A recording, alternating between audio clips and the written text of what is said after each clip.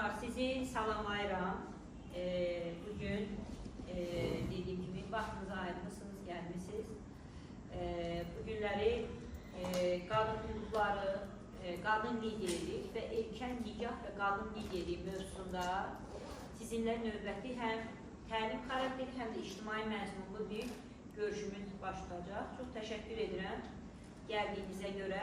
Öncəki təlimlərimizdə də demişim, Gəncənin xanımları maşallah hamısı gözəldir, göyçəkli ilə içəri girəndə adamı, o qadını gözəlliyi qarşılayır, maşallah hamısı. Gəncə bizim qədim yerlərimizdən biridir. Azərbaycan tarixinin ən şərəfli sayfələrindən, həm də Gəncənin xüsusi önəmli rolu var. Mən bir tarixçi, mən cəvroluyuram.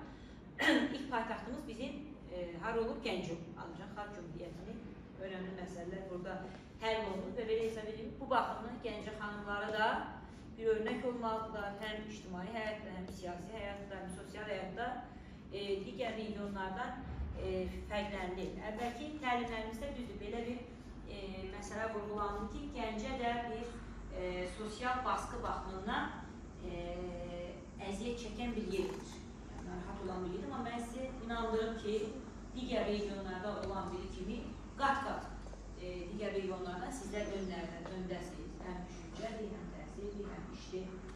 Yəni də bir xatırlatma edirəm ki, sizə Azərbaycan Respublikasının qeyri-hökumət təşkilatlarına Dövlət Agentliyinin maliyyət dəstəyi ilə Müasir Psixoloji İctimai Birliyin Erkən Nikahın Psixoloji Fəsadları adlı layihəsi çərçivəsində biz sizinlə bir görüşürük. Mən Günay Hüseyin, layihə üzrə ekspertəm və bizim layihə üzrə deməli rəhbərimiz və təşkilatın da rəhbəri Ayda xanımdır, Ayda Sübhandır.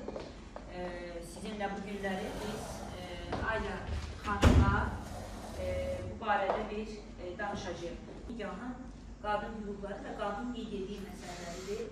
Əsas olaraq bugünkü ictimai müzakirəni mən aparacağım. Ayda xanıma əvvəlcə sözü veririk. Buyurun Ayda xanım. Ümumiyyətlə, qeyd etmək istəyirəm ki, bugünkü mövzumuz həqiqətən də çox maraqlı və yerinə düşən belə deyərdim və gəlmələşəcək. Qabaqda gəlmələşəcək. Və erkən nikahlar və orada qadınların emosional durumu, psixoloji vəziyyəti və eyni zamanda qadınların liderlik məsələləri bugünkü gün həqiqətən də bir müzakirə mövzusu belə deyərdim. Niyə görə? Çünki bugünkü gün biz qadınlar daha çox müstəqilləşmək də istəyirik, təhsil almaq istəyirik, idarətin hüquqları da bəzən istəyirik və uzun zamandır sıxılmış, bastırılmış o analarımızın, bəlkə nənələrimizin, babalarımızın daha doğrusu nənələrlə yaşadığı o bastırılmış duyğuları birdən-birə açılıb, əgər istəyirsinizsə, fikir verirsinizsə. Məhz bu səbəblərdə biz baxıb görürük ki, bugünkü gün qadın emosional partlayışları daha çoxdur. Nəinki kişilərin, elə deyilmi? Erkən nikahda da bu belədir və yaxud da ki, bugünkü sabit nikahlarda da durum, vəziyyət, emosional durum belədir. Nəyə görə? Əsasən biz baxıb görürük ki, bugün istənilən biriniz gənclər burada var da, elə qurulmamış gənclər. Məsələn, ilk beyninizdə nə var? Mənim anama qarşı bu olunur, mən icazə vermərəm, mənə qarşı bu olunsun. Bir protest olmaq, elə deyilmi? Ayda xanım, çox üzr istəyirəm. Hər zaman olduğu kimi iştirakçı siyahımızı imzalamağı tədbir iştirakçılarından mən xahiş edirəm. O protestdə var deyə biz maksimal çalışırıq ki, bu proseslərin qarşısını elə bir şəkildə alaq, elə bir profesional şəkildə alaq ki, bizə qarşı ən azı bu oyunlar oynanılmasın, bizə qarşı bu kobudluqlar olunmasın. Məhz bu mövzu ilə əlaqədardır, biz o liderliyimizi başladırıq, biz o, belə desək, qarşı gəlməmizi başladırıq. Bu halda da qadınlara qarşı çıxılır, bilirsiniz. Keçənlərdə bir diaqnostik elədim. Bəy xanımı çox ağır şeylərdə ittiham edir. Güya çox isterikdir, çox aşırıdır, hətta belə bayaq ifadələr işlədir qadın haqqında. Yəni, həya falan məsələlərini tutulur ki, bu qadın həyası yerində deyil. Niyə görə olar deyir? Çünki qadınlıq hüquqlarını tələb edəndə qadın enerjisindən çıxır. Elə deyilmi? Tələbkarlıq hüququ harada görmürsünüz? Tələbkarlıq hüququ çox sadə şəkildə idarə olunsun və yaxud da ki, sadə formada dəstəklənsin. Mən xahiş edəcəm, bizə qısa bir videolar göstərəsiniz, qısa. Niyə görə? Çünki o hisslərin içində savaş var, kobudluq var, sərtlik var, mübarizə var, mübahisə var, elə deyilmi? Və ona görə də gəlir, qadın başlayır kənarda kişi kimi görünməyə. Və biz qadınlarda çəki almaq məsələlərimizdə səbəblərdən biri budur. Siz fikir verirsinizmi ki, son vaxtlar bir çox qadınlar yuxarı hissə aşırı şişkin, üst qisim, bədənin üst qismi. Bura daxildir qarın, genital hissə, sinə hissə, qollar aşırı şişkin. Bəzən ayaqlar aşırı arxa ola bilir qadınlarda. Amma bu kimi bədən quruluşudur. Bəylərin kişi standart bədən quruluşudur. Arıq ayaqlar, şişkin bədən. Niyə görə? Çünki biz artıq o hüquqları istədiyimiz zaman, o hüquqları tələb edədiyimiz zaman o hisslərə gedib düşürük. Və bir müddət sonra o qadın başlayır özü pulda qazanmağa, bir müddət sonra başlayır hətta günaha. O qadınlar qərar verməyə başlayırlar. Bu səfər də ailədə problem yaranır ki, sən mənim yerimə niyə qərar verirsən? Axı qərarı mən verməliyim. Amma bu səfər də nə baş verir? Qadın deyir ki, mən evdə kişi görürəm. Bizim evdə kişi yoxdur. Və hətta ki, artıq mənim həyat yoldaşım divara belə bir mismar vurmaq istəmir. Mənə deyir ki, sən burada. Niyə? Psixo-emosional səviyyədə o ailədə bəy kimdir?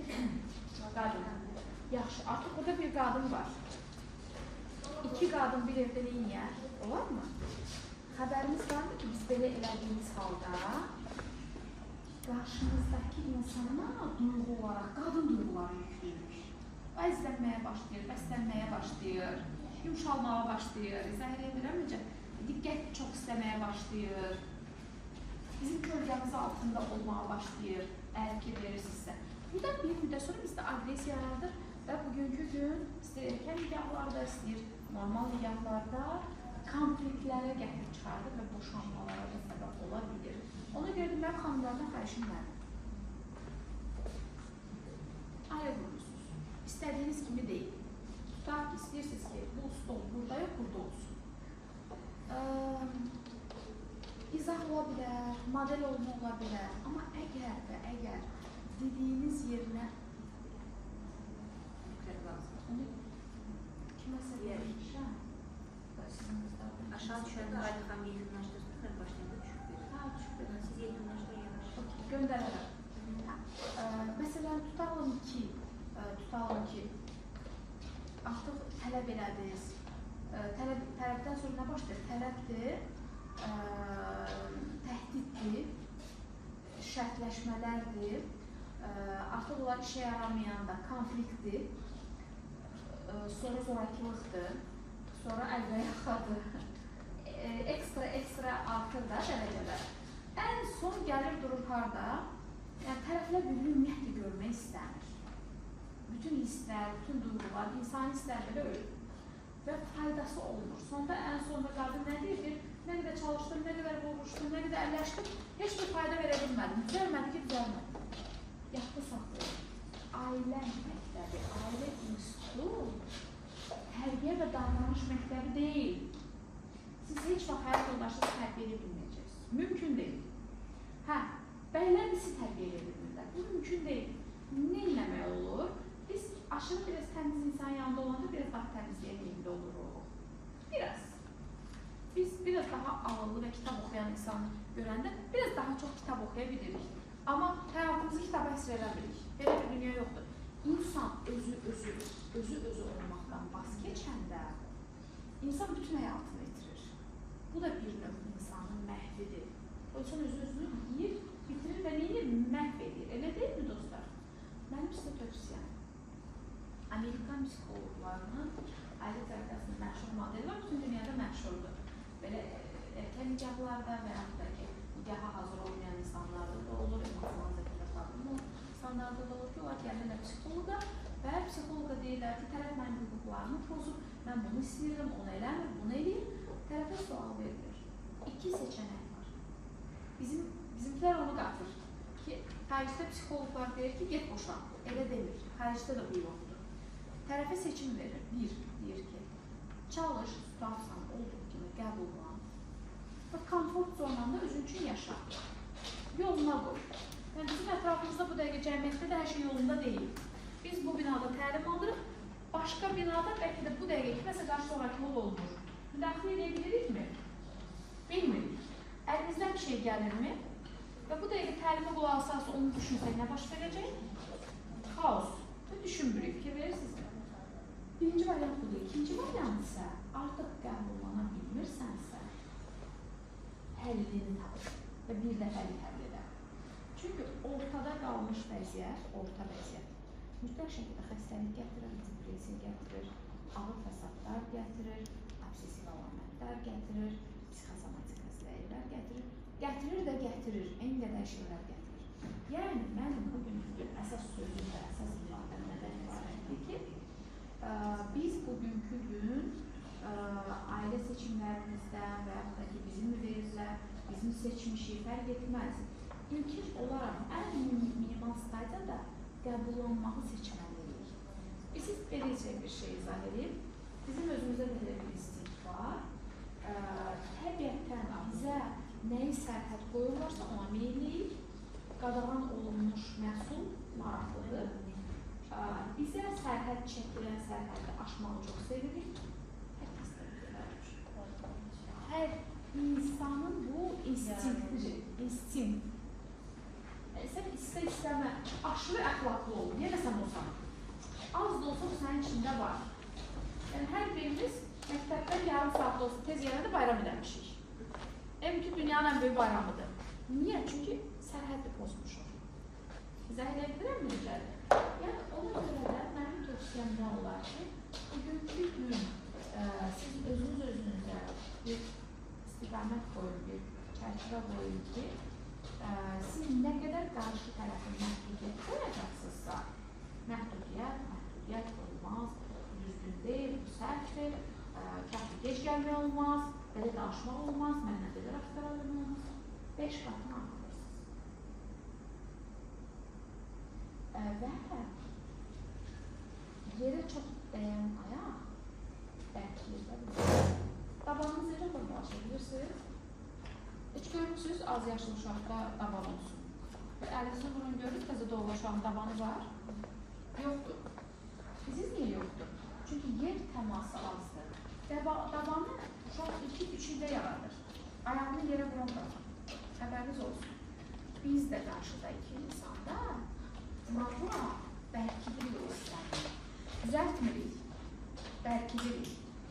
Ona görə də bir çox hallarda buraxdığımız, ailə daxili münasibətlərdə buraxdığımız hissə daha çox düzəlməyə gedir.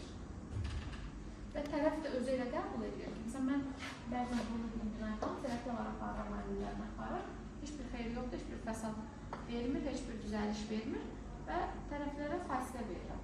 2 ay, 1 ay. Gedir və dinlərim biraz. Baxsan, düzəlir. Yəni, çox sevinirlər. Biz siz necədir? Biz özümüz getdik, oturduk, düşündük və qərar aldıq ki, bunu belə eləyək, bunu belə eləyək. Mən deyirəm, nə gözəl, mən çox xoşbəxtəm, çox sevindim. Amma mən çox yaşa başa düşürəm. O, buradan götürdüklərini getdi, özünküləşdirdi, öz əsərini yazdı. Bugünkü gün oradan çıxarışlar verdi. Elə deyilmi? Amma tək elə olsun. Bir insan əgər qəbul elədirsə ki, bu mənim yolumdur, mən bu yolu seçdim. Bu da bizim xoşbəxtliyimizdir. Əsas odur ki, o bir yol seçib ortada qalır. Belə. Oldu Ayda xanım, təşəkkür edirəm sizə. Sizə bir foto çəkdirək mi? Hələ təlimin sonuna var, istəyirsiniz bir indi? Sən zeytinləşir mi? Xeyr, hələ saxlamaq olar. Təşəkkür edirik gözəl çıxışı üçün. Şimdi belədir, mən deməli sual vermək istəyirəm. Daha doğrusu mövzu ilə indi əlavələndirmək bizim lazımdır. Ayda xanımla danışdı. Erkən nikah və gənc qızların liderlik potensialıdır. Cəmiyyətdə onların fəal iştirakının və yaxud məhdudlaşdırılmasıdır. Liderliyin önünə necə keçir mövzusunda bir neçə kəlmə sizinlə bunu danışacağıq.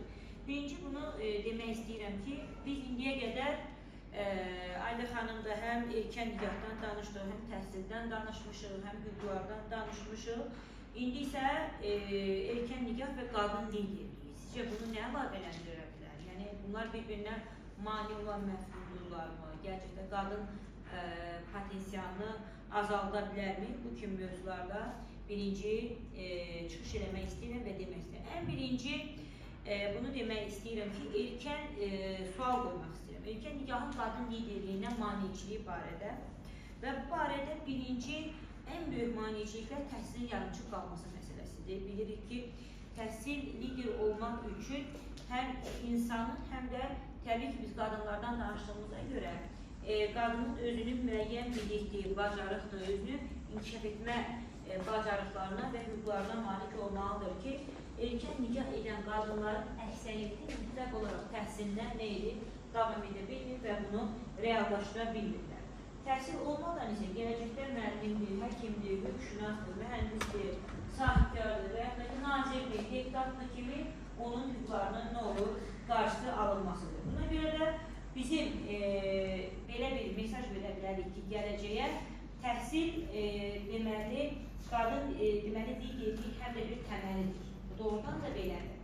Təbii deyə bilər ki, bəs təhsil olmayanlar bəzən etiraz edə bilər. Amma biz tarixə də baxsaq, görürük ki, tarix boyunca öne çıxan qadınların əksəriyyəti şahların, kralların, xanların sarayında daha çox təhsil alan şəxsi müəllimlər vasitəsilə təhsil alan şəxslərdir. Onlar öne çıxırlar. Müəyyən istisnalar ola bilər. Məsələn, Ziyaid çoxlu Jannadarın adını eşitmişsiniz. Jannadar dünyada liderlik, yəni qadın liderliyi yox, yada düşən ən böyük şəxslərdən biridir. Təhsilsiz bir hüquqsuz adi şəxs idi. Fransanın gəldi və İngilizlərin necə deyək əsarətindən və zülmündən qurtarmaq canı bahasına nail olan bir şəxsdir.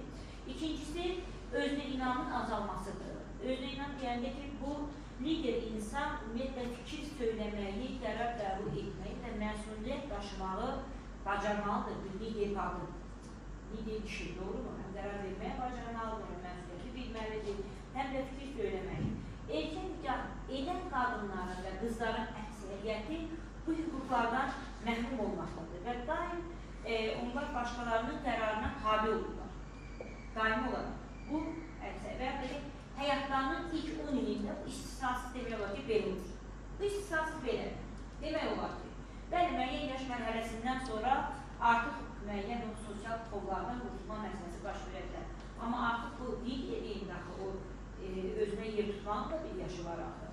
Və lider olmaq üçün mütləq iqtisadi müstəqillik olmalıdır.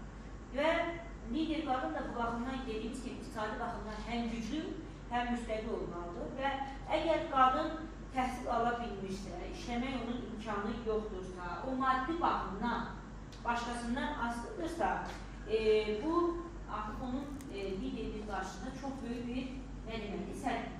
İqtisadi və maliyyə gücü isə təbii ki, tək qadınlara yox, kişilərə də lazım olan bir məsələdir ki, pulsuz və iqtisadi sənin gücün olmadan qabağa getmək müəyyən sahədə mümkün deyil. Niyə? Deyərsiniz ki, niyə? Məsələn, təsəvvür edin, siz deputat olmaq istəyirsiniz. Gəncədə vermək istəyirsiniz. Beləmi?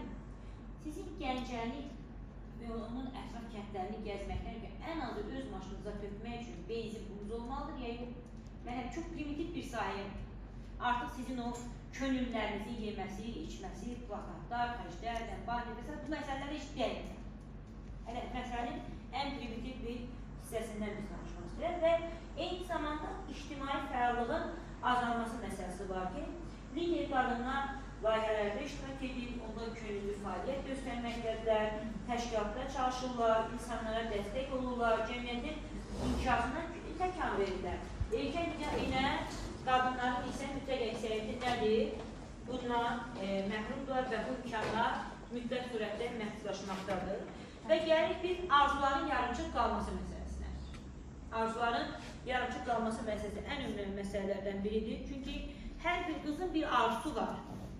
Biri müəllim olmaq istəyir, biri həkim olmaq istəyir, biri bizim azdan bu tərbiyimizə xanımlar yekunlaşdıracaq. Çox xahiş edirəm ki, iştirak axıra qədər olsun ki, sertifikat da verilsin. Deməli, arzular yarımçıq qalır. həmin bu arzuladığı sahələrə gedib çata bilmirlər və erkən nikah bu arzuların qarşısında qalan nədir? Duran ən önəmli məsələlərdən biridir ki, təbii ki, liderlik də insanın öz potensialının davam etdirməsi ilə bağlıdır. Və gəlirik indi buradan hər bir məsələdə, amma deyil, tək biz mənfili də görməyək, müəyyən müsbət nələrdəsə bir ümidverici bir mesajlar da verə bilərik ki, təbii ki, lider qadın olmaq ancaq bir vəzifə qadını olmaq deyil. Doğru mu? Lider qadın başqalarına təsir etməkdir, başqalarına təsir etməkdir, başqalarının hər hansı bir arzusunu reallaşdırmaqdır, istəklərinə, arzularına kömək etməkdir və başqalarıdır. Bax, mən bu baxımdan sizə sual vermək istəyirəm. Sizin həyatınızın elə bir dövrü olubmu ki, siz ona bir kömək edəsiniz və özünüzü o anda bir lider kimi hiss edəsiniz. Məsələn, bu evlənmək istəyən bir qız da ola bilər, işləmək istəyən bir xanım da ola bilər, nə bilim, Allah eləməsin, bir intihar edə bilən bir şəxsiyyət də ola bilər. Yəni, nə fikir? Bax, bu barədə sizlər nə deyə bilərsiniz, zəhmət olmasa? Olubmu həyatınızda kiməsə kömək edəsiniz və həmin anda özünüzü lider edəsiniz? Bu sinif də ola bilər, universitet də ola bilər və başqaları da. Bəli, buyurun. Oturun. Bu paylaşır yoksa? Heç yerdə paylaşın. Tamam, fayda olun. Bütün məsuliyyətimlə deyirəm. Belə deyim, mən tələbəyəm, yəni 4 müddətində mən bir dəfə bizim bir qonşu belə bir hadisə yaşamışdı. Öz yoldaşına falan danışmışdı və həmin anda uzun müddətli bir mübahisə idi aralarında. Buna görə depressiya yaşamışdı. Və biz də istər-istəməz qonşudur, yəni özümüzə evdə həmin tənqidət keçirdi və bunda səsləşdik, yaxınlaşdı, ikiləndə uşağı vardı. Və həmin an uşağa dedi ki, bəs dərman istəyir, anamız özünə canına qəst etmək istəyir. Biz həmin vaxtı otaq yoldaşımın yerində, məsələn, otaq yoldaşım uşaqları sakitləşdirdi. Mən də ki, yəni su falan vermək istəyəndə həmin an özünə getdi. Ona sonra ambulans çağırdı və mən də dəhşət etdirədi xanımı, yəni ayrıqlıq elədik, ona gələn ambulans gəldi və həmin an həqiqətən də özünü bilmək yaxşı hissələdim ki, düzdür bir şey olsa da, yəni böyük bir məsuliyyətdə. Amma ən azından qarşıdakı insan həyatına yəni təsir edir. Ondan sonra o bir şey edir. Bu da yanlış olduğunu anladı və öyle bir şey rədd etmədi. Bax, bu sizin bir mən hesab edəcəm ki, liderlik yolunda birinci adımdır. Başqa xanımlar var mı? Həyatda kiməsə siz kömək edib özünüzü lider kimi hiss etdiniz. Belə bir şey.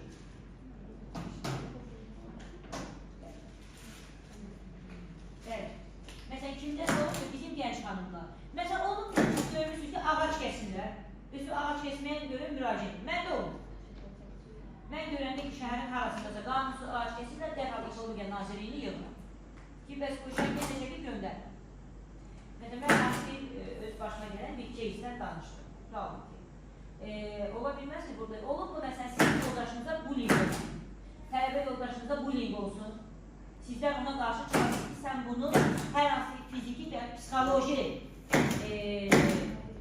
bir məhdudiyyətinə görə niyə tənqid edirsən? Olur mu belə bir hadisə? Buyurun, məsələn, heç yerdə yayınlanmayacaq, narahat olmuyor. Bu bizim özümüz üçün adi bir görürsünüz ki, çəkilişli sadəcə olaraq. Ondan bütün daxili bir məsələ. Elə də, Ayda xanım və bu rutin bir şeydir. Ondan xaricində heç bir YouTube-da, nə sosial şəbəkədə qətiyyən söhbəti də ola bilməsin, yayınlanacaq. Aha, mən siz danışardınız. Önemli ki, hər kəsin, yəni həyatında olubdur, məşrəf həyatında olubdur ki, sinif yoldaşına bullying olunur, mənim də yəni olubdur, mənim də çox olubdur və yanımdakı şagirdlərə də olubdur. Yəni icazə verməmişəm buna, hətta elə olanda da qarşı çıxmışam, yanımda olmuşam. Aha, siz deməli, belə bir hadisə çox gözəl. Yəni başqa ailənizdə, bacınıza, qardaşınıza, bəlkə təhsil almağa mani olursa və demişsiniz ki, ay ata, bu geçsin təhsil dalınca, nə bilim, şahmatdan da danışmışdım, bir şahmatı qoy oynasın, nə bilim, rəsmi çəksin. Bizdə məsələn, bacım rəsmlərinə üstünlük verirdi. Düzdür, o tələsdirsə də ki, universitetə hazırlaş belə elə. Yəni, həm öz istədiyi ixtisas üzrə gedir, həm də ki, öz marağını yəni inkişaf elətdirir. Heç kimsə qarşı durmur, yəni hamı arxasında durur ki, Bəli. nə istəyir, onları inkişaf Çox elətdirir. gözəldir. Təki sizdə hamı deyir o, bütün Azərbaycanda və bütün dünyada belə olur. İndi mən növbəti bir sual vermək istəyirəm. Sizcə lider, sadəcə bilmədim, kimin ağlına nə gəlir deyə bilər? Məsələn, bu bizim qəşəng orada bir xanımımız var. Sizcə lider qadın hansı xüsusiyyətlər olmalıdır? Məncə birinci təhsil almalıdır. Təhsil olmalıdır. Karyerasını qurmalıdır. Özünü hər tərəf inkişaf etdirməlidir ki, özünü gələcəkdə lider kimi qalxa bilsin. Başqa? Sözünü demək Özgüvəni, bəli, çox önəmli məsələdir. Sözünü demək bacarmalıdır. Bəli. Bəli. Özündən cəsarətli olmalıdır. Özgüvənli Cəsarətli olmalıdır. Başqa? İdarəçilik təhsilatı. İdarəçilik qabiliyyəti olmalıdır. Məsələn, mən birinci deyim, gözəl nitqi olmalıdır, tutalım. Başqa? Gözəl bədən dili olmalıdır. Çox önəmlidir. İdarəçilik dedik, ağıl dedik, insanlara bir məsuliyyətlə yanaşmalıdır. Bəli, bunların və ikinci bir sual vermək istəyirəm mən sizə. Genel olaraq ki, maşallah xanımlarımız fəal xanımlardır. Erkən nikah və bu xüsusiyyətlərin formalaşmasına necə təsir edir?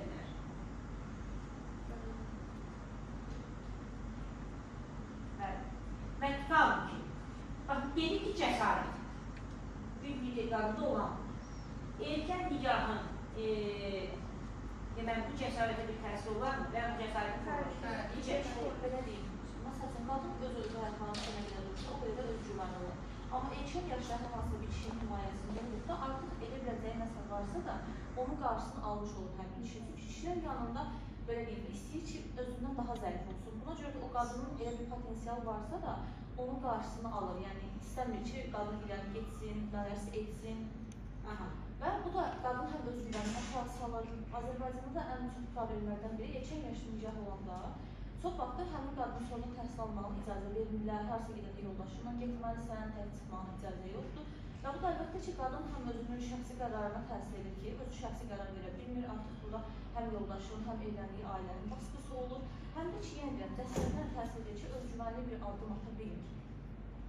Özgüvənli addım ata bilmir. Bu da çox qəşəng yaş. Mən növbəti bir sual vermək istəyirəm və sonuncu sualımızı. Cəmiyyət qadın liderlərin sayını artırmaq üçün nə edə bilər? Ümumiyyətlə, sizcə qadın liderliyinə, bax, mən əvvəl bir sual verirəm. Qadın liderliyinə niyə ehtiyac var? Sizcə, məsələn, niyə? Mən deyirəm ki, birincisi mən deyirəm. Qadınlar daha məsuliyyətli. Kişilər hər şey bacara bilir. Eyni işlər var ki, sırf olaraq qadınlar bacarmalı. Düzdür, kişinin də qadının bacardığı işlər var. Amma bəzi işlər var ki, sırf olaraq qadınlar etməli, yəni, ya da edə bilir, yəni, işlərin bacarılır. Buna görə də, məsələn, inkişaf mərkəzləri olmalıdır. Elə yerlər var ki, qadınlar işləyə bilməli. Fiziki cəhətdən işlər Azərbaycanda da daha çoxdur.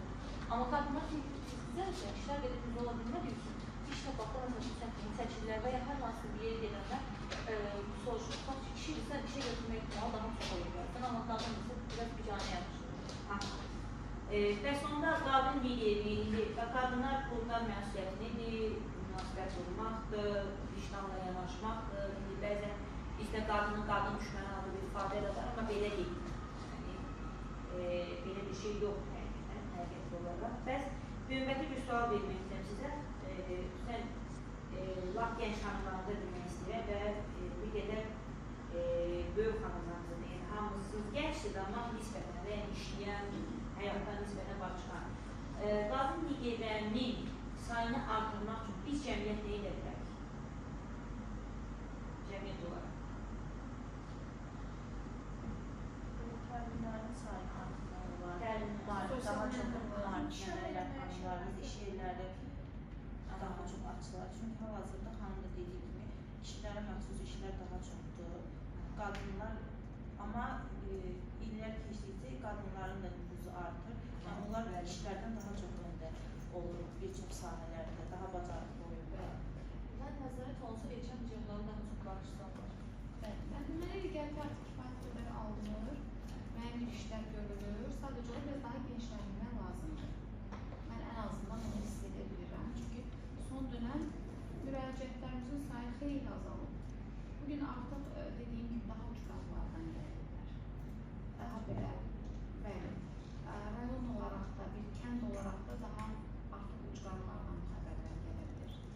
Bircə istəmişsə Anladım. Deməli, bir neçə mən qadın liderlərində psixoloji çətinliklər haqqında məlumat vermək istəyirəm ki, bəzən birinci özünə inamsızlıq bizim qadınlardakı adətən qadınlar özləri, cəmiyyət və özləri tərəfindən çox təəssüflü bacarıq və uğurlarımız bir özümüz şübhə ki, özünə o inamsızlıq ən böyük məsələlərdən biridir.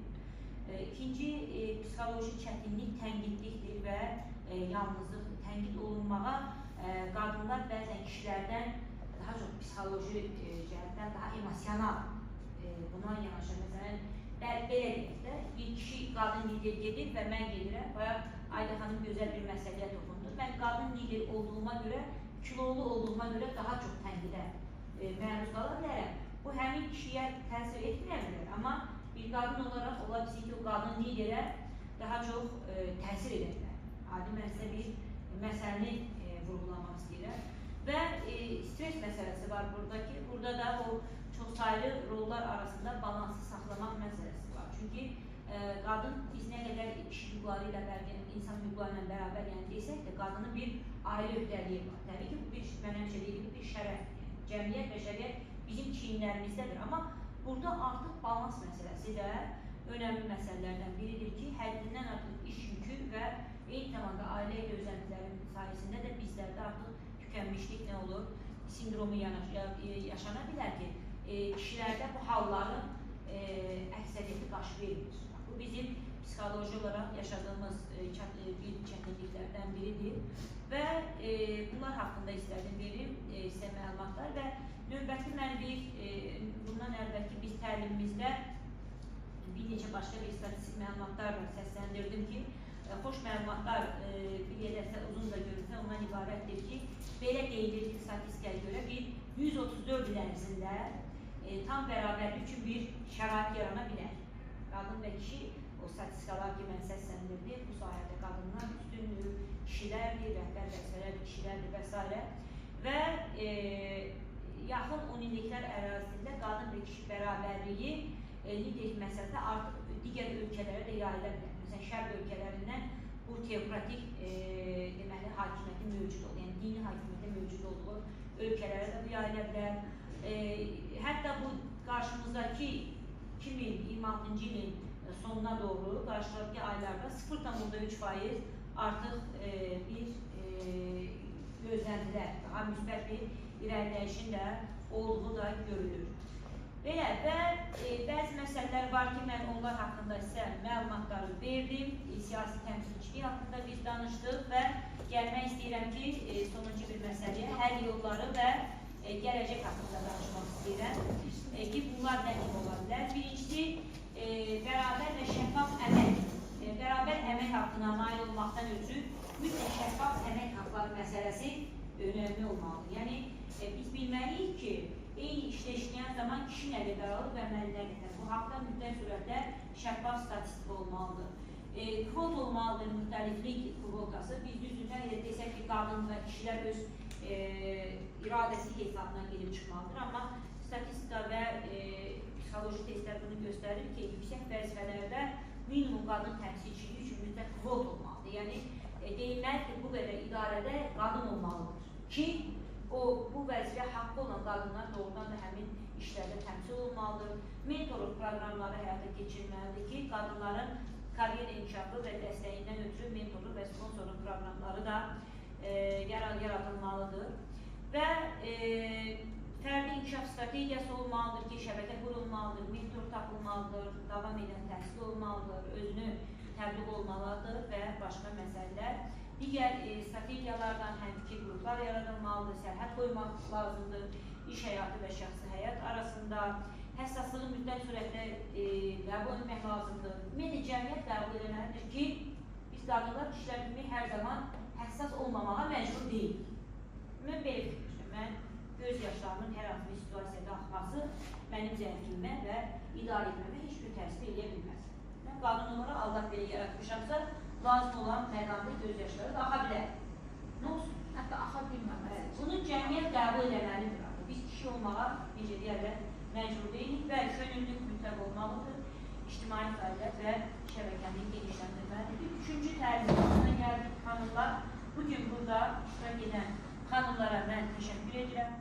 Sözləriniz, fikirləriniz varsa deyin. Əgər varmı sözləriniz, fikirləriniz? Mən sizi şəkil çəkməyə dəvət edirəm. Bizim əvvəlki təlimlərimizdə olub.